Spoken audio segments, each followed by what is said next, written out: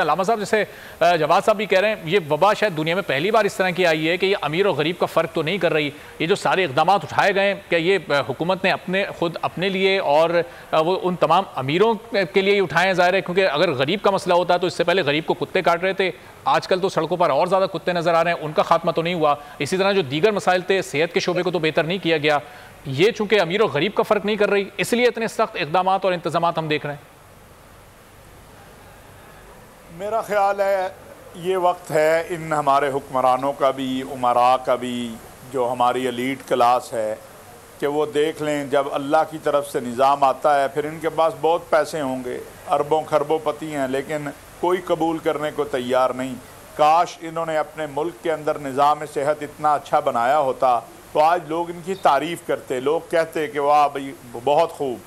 اپنے علاج کے لیے تو یہ باہر چلے جاتے ہیں, لیکن یہ ایسی وبا ہے, نہ باہر امان ہے نہ اندر امان ہے. اس سے ایک ہی صورت میں ہے امان کہ ہم نے جو ظلم اور زیادتی لوگوں پہ شروع کی ہوئی ہے وہ بند کریں. اب بھی وقت ہے کہ ہم اپنے رب کی طرف رجوع کر کے سچی توبہ کریں اور حقوق اللہ اور حقوق العباد دونوں کی طرف توجہ کریں. یہ اب بھی سیاست کا وقت نہیں ہے. بدقسمتی ہے کہ ہم اس طرف لگے ہوئے ہیں کہ آج اگر یہ اس بیماری کو خدا نخواستہ ایلیٹ کلاس کا کوئی آدمی جو ہے وہ اس کو کرونا ہو جائے تو وہ کیا لندن جائے گا؟ وہ یہیں اس نے علاج کرنا ہے نا. تو یہاں تو اس نے کچھ دیا نہیں ہے, اس نے اپنی تصویر ضرور لگانی ہے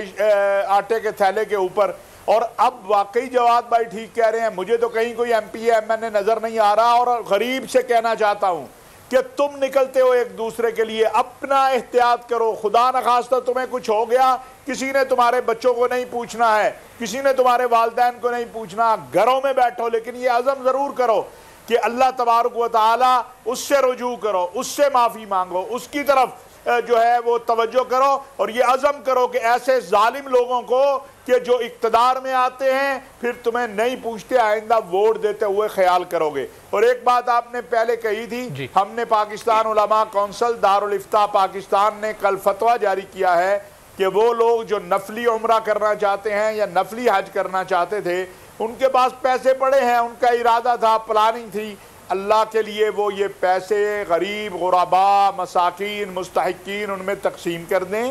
انشاءاللہ اللہ کریم ان کو عمرے کا بھی اجر دے دے گا, اور ان کو اس وقت اس حالات میں یہ جو وہ خیرات صدقات کریں گے اس کا بھی اجر دے گا. تو لہٰذا پاکستان علماء کونسل دارالافتاء پاکستان نے کل بھی گزارش کی ہے, میں آج بھی گزارش کرتا ہوں کہ آگے آئیے, خود ایک دوسرے کی مدد کیجئے. اللہ کے نبی صلی اللہ علیہ وسلم کا فرمان بھی یہی ہے, اور قرآن بھی ہمیں اسی کا حکم دیتا ہے کہ ارحم من فی الارض یرحمک من فی السماء, تم زمین والوں پہ رحم کرو تاکہ آسمان والا تم پہ رحم کرے. اور اس کے ساتھ ساتھ نظام عدل, ابھی یہ بچی کا رہی چلیں مولانا صاحب, یہ بڑی خوبصورت بات آپ نے کہی ہے کہ ظاہر اللہ تعالیٰ اس کا اجر بھی بڑا عطا کرے گا. علامہ صاحب جیسے جواد صاحب بھی کہہ رہے ہیں یہ وبا شاید دنیا میں پہلی بار اس طرح کی آئی ہے کہ یہ امیر اور غریب کا فرق تو نہیں کر رہی. یہ جو سارے اقدامات اٹھائے گئے ہیں کہ یہ حکومت نے خود اپنے لیے اور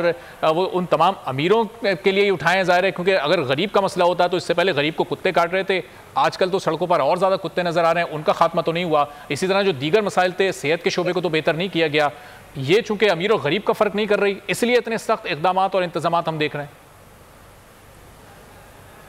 میرا خیال ہے یہ وقت ہے ان ہمارے حکمرانوں کا بھی, امراء کا بھی, جو ہماری ایلیٹ کلاس ہے, کہ وہ دیکھ لیں جب اللہ کی طرف سے نظام آتا ہے پھر ان کے پاس بہت پیسے ہوں گے, اربوں خربوں پتی ہیں, لیکن کوئی قبول کرنے کو تیار نہیں. کاش انہوں نے اپنے ملک کے اندر نظام صحت اتنا اچھا بنایا ہوتا تو آج لوگ ان کی تعریف کرتے, لوگ کہتے کہ واہ بھئی بہت خوب. اپنے علاج کے لیے تو یہ باہر چلے جاتے ہیں, لیکن یہ ایسی وبا ہے, نہ باہر امان ہے نہ اندر امان ہے. اس سے ایک ہی صورت میں ہے امان کہ ہم نے جو ظلم اور زیادتی لوگوں پہ شروع کی ہوئی ہے وہ بند کریں. اب بھی وقت ہے کہ ہم اپنے رب کی طرف رجوع کر کے سچی توبہ کریں اور حقوق اللہ اور حقوق العباد دونوں کی طرف توجہ کریں. یہ اب بھی سیاست کا وقت نہیں ہے. بدقسمتی ہے کہ ہم اس طرف لگے ہوئے ہیں کہ آج اگر یہ اس بیماری کو خدا نخواستہ ایلیٹ کلاس کا کوئی آدمی جو ہے وہ اس کو کرونا ہو جائے تو وہ کیا لندن جائے گا؟ وہ یہیں اس نے علاج کرنا ہے نا. تو یہاں تو اس نے کچھ دیا نہیں ہے, اس نے اپنی تصویر ضرور لگانی ہے آٹے کے تھیلے کے اوپر. اور اب واقعی جواد بھائی ٹھیک کہہ رہے ہیں، مجھے تو کہیں کوئی ایم پی ایم این اے نظر نہیں آ رہا، اور غریب سے کہنا چاہتا ہوں کہ تم نکلتے ہو ایک دوسرے کے لیے، اپنا احتیاط کرو، خدا نخواستہ تمہیں کچھ ہو گیا، کسی نے تمہارے بچوں کو نہیں پوچھنا ہے، کسی نے تمہارے والدین کو نہیں پوچھنا، گھروں میں بیٹھو، لیکن یہ عزم ضرور کرو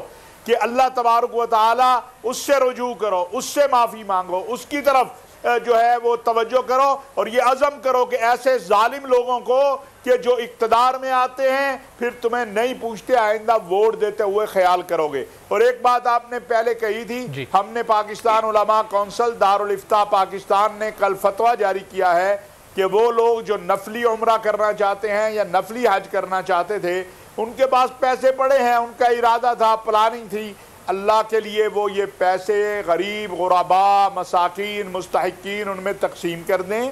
انشاءاللہ اللہ کریم ان کو عمرے کا بھی اجر دے دے گا، اور ان کو اس وقت اس حالات میں یہ جو وہ